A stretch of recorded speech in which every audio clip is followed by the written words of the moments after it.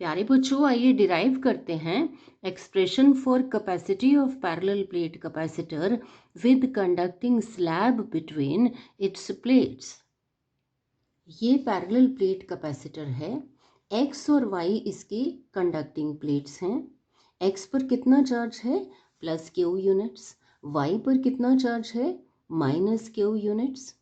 अब इस इक्वल और अपोजिट चार्ज की वजह से एक इलेक्ट्रिक फील्ड सेटअप हो जाता है फ्रॉम पॉजिटिव टू नेगेटिव, जिसकी की इंटेंसिटी है E naught equal to sigma over epsilon not.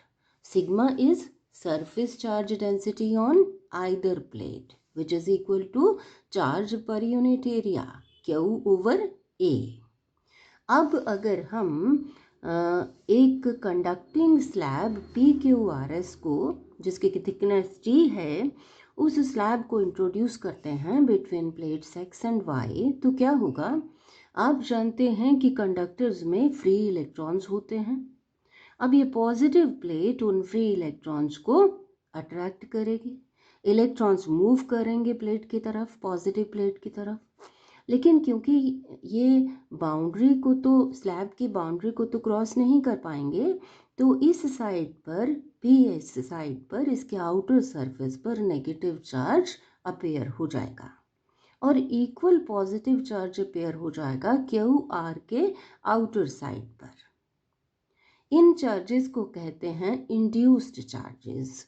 अब इन इक्वल और अपोजिट इंड्यूस्ड चार्जेस की वजह से एक इलेक्ट्रिक फील्ड सेटअप हो जाएगा from positive to negative, EP, जिसको कहते हैं इंड्यूस्ड इलेक्ट्रिक फील्ड। ये इलेक्ट्रिक फील्ड इलेक्ट्रॉन्स की फर्दर मूवमेंट को प्रिवेंट करेगा।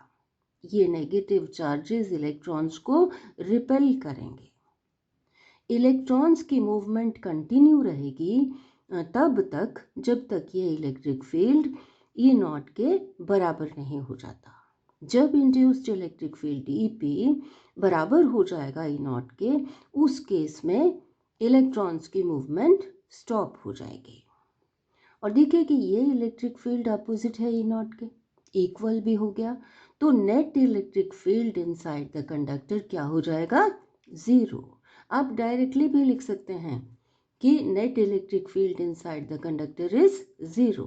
इतना जानने के बाद आइए कैलकुलेट करते हैं कैपेसिटी।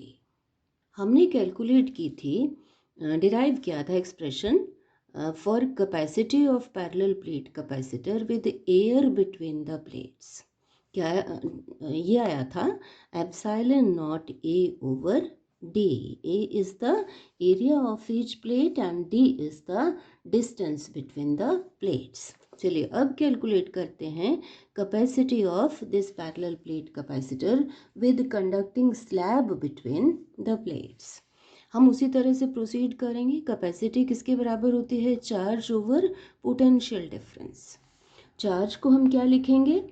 हमें पता है sigma equal to charge over area. Charge Q is equal to sigma into A. तो चार्ज की जगह हम लिख लेंगे sigma into A. Potential difference किसके बराबर होता है? Potential difference between the plates is equal to electric field multiplied with distance, वो डिस्टेंस जिसमें कि ये इलेक्ट्रिक फील्ड रहता है। अब यहाँ देखिए कि ये डिस्टेंस टी डिस्टेंस में इलेक्ट्रिक फील्ड क्या है? Zero. Zero into T, zero, plus बाकी के डिस्टेंस में टोटल डिस्टेंस डी है, बाकी डिस्टेंस ये रह गया, ये और ये मिला करके कितना हुआ? D minus T. फिर से देख लें कि ये डिस्टेंस है टोटल डी और ये टी, जो बाकी डिस्टेंस बचा वो D minus T. D minus T में कितना इलेक्ट्रिक फील्ड है? E naught. तो E naught into D minus T. तो हम लिख लेंगे E naught into D minus T. अब ई नॉट किसके बराबर है? E naught equal to sigma over epsilon naught.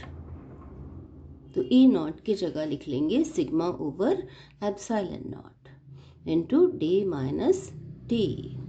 Sigma cancel हो जाएगा तो C is equal to epsilon not ऊपर चला जाएगा, epsilon not A divided by D minus T. This is the expression for capacity of parallel plate capacitor with conducting slab between the plates. चलिए compare करते हैं C और C not को, find out करते हैं C over C not. C is epsilon naught A over D minus T और C not क्या है, epsilon not A over D. तो ये आ गया, ये कैंसिल हो जाएगा, ये आ गया D over D minus T. तो C is equal to D over D minus T into C nought. तो देखिए कि इस फैक्टर से कैपेसिटी इंक्रीज हो जाएगी. चलिए स्पेशल केस डिस्कस करते हैं. If T is equal to D means ये पूरे डिस्टेंस में पूरे इसमें प्लेट्स के बीच में क्या है, कंडक्टिंग स्लैब. उस केस में कैपेसिटी कितनी हो जाएगी, D over D minus T की जगह लिख लें D into C not. D minus D zero, D over zero infinity. तो कैपेसिटी कितनी हो जाएगी, इनफाइनाइट. तो बच्चों I am sure you have followed. Thank you.